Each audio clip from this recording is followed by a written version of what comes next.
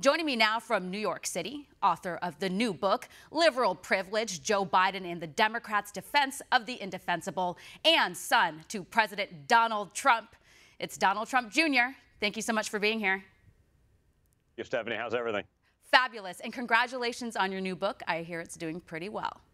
It is. Thank you. And it couldn't be more timely.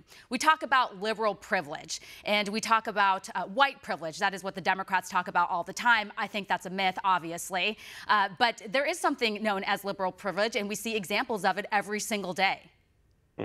Well, that's why I wrote the book. During the lockdown, I couldn't go to work. I couldn't do anything else. If I left the house, I was a terrible human being. So I started looking at the hypocrisy of the Democrat Party and primarily, their candidate for president of the United States. And it is the definition of liberal privilege. I mean, someone whose policies have done more destruction to blue collar America, to working class America, to American manufacturing, probably than anyone else, because he has been in Washington, D.C.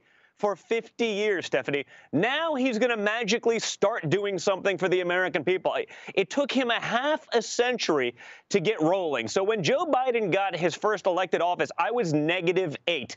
And I'm sitting there locked up in a house for 4 months, not being able to do anything because the government wanted to shut down the entire world, the country. And I said, how is it possible that he has this terrible track record, whether it be economically, whether it be policy, whether it be on race issues, as Kamala Harris, his own VP, called him out on in the past, but more importantly, the family graft, Hunter Biden and his brother and the contracts from governments and all of the shade there.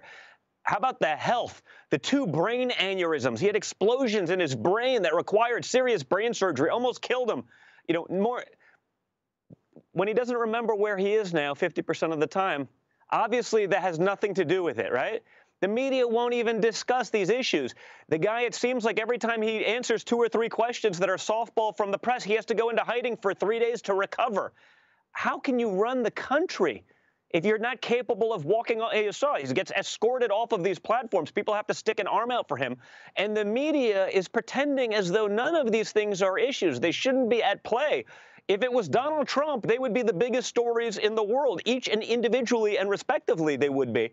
But with Joe Biden, they pretend as though it's not even happening because the media is dead. They are no longer journalists, Stephanie. They are simply activists for the left-wing mob, and they're using Joe Biden as this camouflage to sneak their radical agenda into middle America by pretending he's one of them. He's not. Yeah. Like I said, he was 28 when he got his first elected office in D.C. He was never a blue-collar worker. He never did this. But because he's a liberal, the myth of this blue-collar guy, Joe Biden, give me a break. Yeah, it's not even close to true. He's held public office since before I was born. He's been there for a long time. He talks about all these things he wants to do. Why didn't he do it when he was vice president and at the White House? He didn't do it because he couldn't, and he doesn't have any good ideas. And you see right now, he's now finally criticizing the protesters and the rioters. They didn't bother to bring it up a few weeks ago. Like, that was not an issue for them. But then they saw polling, and then he realized it was unpopular. And then he also sees what's happening is that President Trump's approval rating is pretty strong. And so now he has to actually come out. He's reading in front of a prompter, of course, because you know how it is when he's off prompter, not looking too good.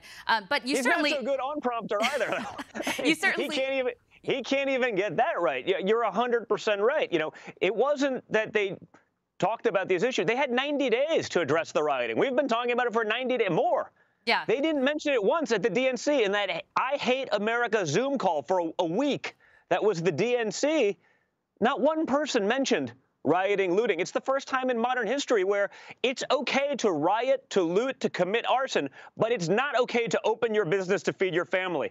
That's the Democrat platform. That's the hypocrisy. That is liberal privilege. And it's just, they jam it down your throat day in and day out.